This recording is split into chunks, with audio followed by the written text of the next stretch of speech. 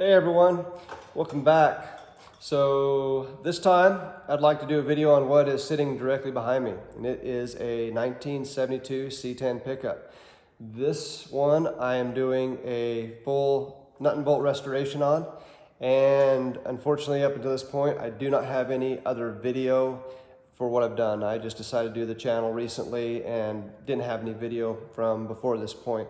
So from this point on I will try and do pretty much any important or interesting videos regarding the restoration, painting, reassembly of the truck behind me. So from this point though, I can just kind of show you guys what I've done so far and kind of show you what's been going on with it. So kind of start in the front and work my way to the back.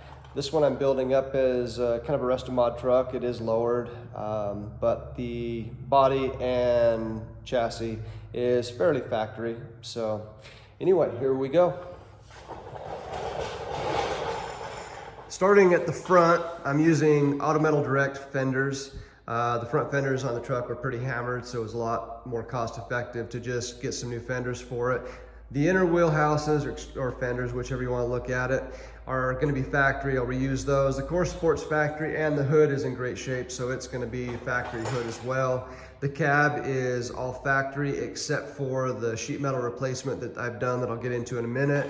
And the bed is all replacement Auto Metal Direct except for one of the wheel houses, and I'll get into that in a minute as well. So starting up here with the motor, we have an LS1 out of a 2004 GTO. The motor is pretty much all stock internals. The only mod on there pretty much is the exhaust and the long tube headers. The headers are 1 7/8 primaries. They're made by Doug's and they fit awesome. These are actually for a square body C10, but as you can see, there is actually plenty of room and these fit awesome. They clear awesome. So if you guys are wondering about using these type of headers, they will fit 67 to 87 C10 pickups through two body styles. Kind of show you a quick underneath here too. You can see how they fit nice and tight. They really do not stick below the frame at all. So I actually surprised and impressed with these headers. They fit great. So highly recommend them. On the front, it's all the factory drive system. I will be using a mini sanding compressor for the AC, but I'll keep the original factory spot. It'll go down here and it does fit. There is plenty of room, so the drive system, alternator, and AC will all fit in between the frame rails. The only modification I really had to do the steering on this was I had to make a custom hose to modify, to go from basically SAE fittings to metric fittings on the power steering pump, but that really wasn't a big deal. Suspension on this thing is factory as far as the control arms. The springs, front and rear, are Hotchkiss suspension springs. It is dropped 4 inches in the front, 6 inches in the rear, and the front is done by 2 inches in the springs, and then it's got 2-inch CPP drop spindles on it. So that kind of goes with the front of what's going on with the truck. The frame was completely the frame was completely sandblasted and painted with PPG paints. This whole truck is going to get PPG paint. This is actually an industrial satin black that they use. So that's why you guys don't see a high gloss on there. That's kind of what I chose. I wanted to kind of a satin semi-gloss for the frame. And then the exterior color is going to be black, and it will be obviously high gloss. I kind of want this to be fairly nice. It's going to be a driver, but I also kind of want to take it to shows too. Come back to the cab and I'll get into that sheet metal work that I told you about. So at the top here, there was a small hole where there was like a radio antenna. That got filled, not a big deal. Moving down here, you can see where I seamed this together. This is basically from this point out is all new sheet metal on both sides. Had to have new inner and outer rockers. They were completely rusted through. And the cab corners from about this point down on both sides. Other than that, the sheet metal is in great shape on the cab and the bed. Bed, again, auto metal direct sheet metal. And I was able to use one of their fenders for the left, but for some reason the right did not fit. I had to reuse the factory fender over here on the right. From what I've seen, at least on this truck, there is a left and a right inner wheelhouse. They're slightly different. You cannot use one on the other side. Some people maybe have or made them work. I couldn't, didn't fit right, so I just went ahead and reused the factory right wheelhouse.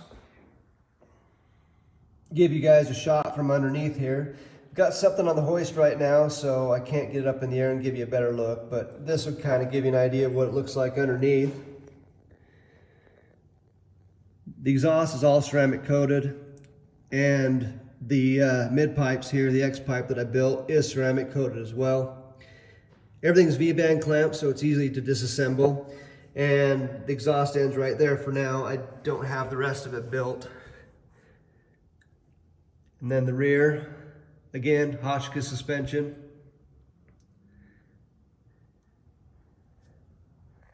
And I want to point out, these wheels are not what's staying on here. This is just so I can get it around the shop and move it around. I'll be ordering custom wheels for it when the time comes.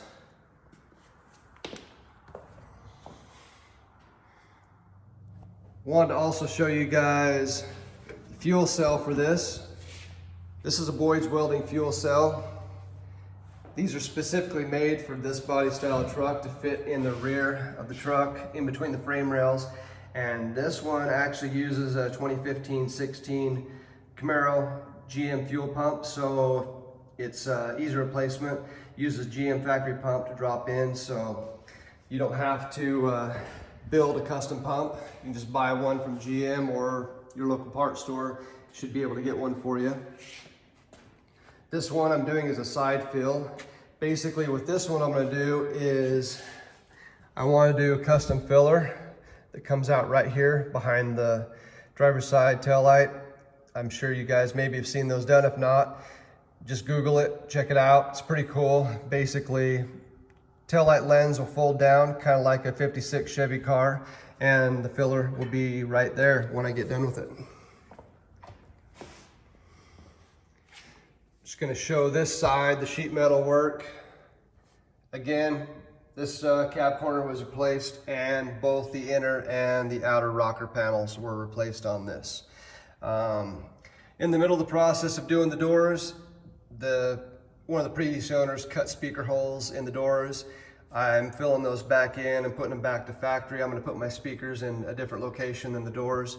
So I don't want any wires going through the A-pillar into the door. So I'm going to keep this basically manual windows and manual door locks. So basically the future plans for this truck are, again, gloss black paint on the outside, and I haven't decided quite on the interior color yet. It will be black as far as where the sheet metal is, but as far as the carpet and the seat, I haven't decided. The seat, I'm gonna do some sort of a leather upholstery. The gauge cluster, I'm gonna go with Dakota Digital. I've had great luck with them in the past. They look awesome. And then I'm gonna use Vintage Air for the air conditioning on it as well. As far as the body work, I am going to fill the front and the rear marker lenses, and I've also filled the antenna. She used to have an antenna right here. I filled that in, so that's smooth.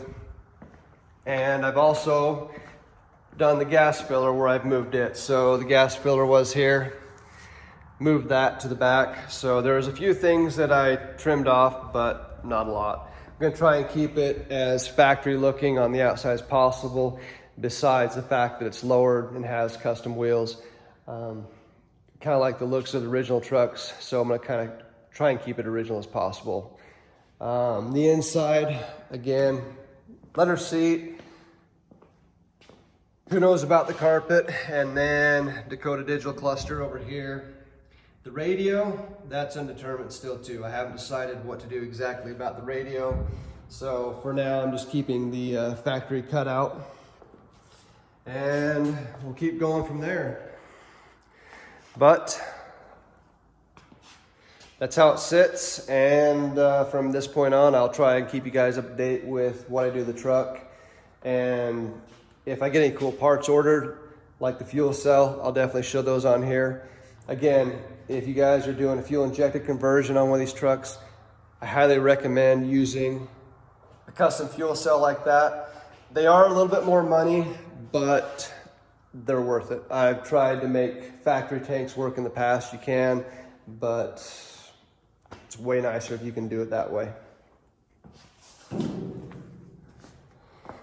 Let's do one more walk around.